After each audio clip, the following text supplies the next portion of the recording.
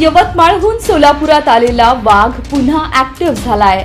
या वाघानं बार्शीच्या कोरेगाव परिसरात असलेल्या वडजी शिवारात दुपारी 4 वाजण्याच्या सुमारास भर दिवसा गायीवर हल्ला करून तिला ठार मारला आहे।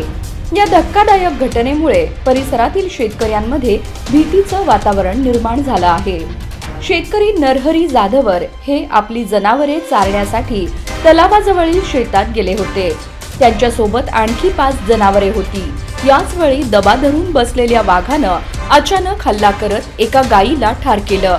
या घटनेची माहिती मिळताच वन विभागाचे अधिकारी व कर्मचारी तात्काळ घटनास्थळी दाखल झाले।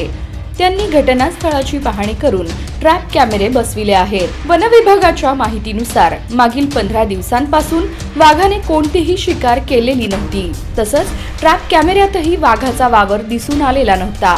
पण अचानक झालेल्या या हल्ल्यामुळे वन विभागाने शोध मोहीम तीव्र केली आहे।